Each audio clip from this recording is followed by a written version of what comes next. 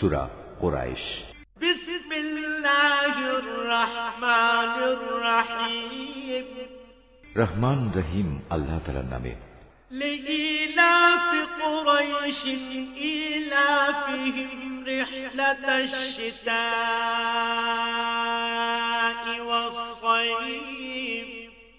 কাবার পাহারাদার কুরাইশ বংশের প্রতিরক্ষার জন্য, তাদের প্রতিরক্ষা শীত ও গরমকালের সফরের জন্য। فليعبدوا رب هذا البيت। তাদের এ ঘরের মালিকের ইবাদত করা উচিত। الذي أطعمهم من جوع وآمنهم من خوف। যিনি দুর্দিনে তাদের খাবার সরবরাহ করেছেন এবং তিনি তাদের ভয় ভীতি থেকে নিরাপদ করেছেন।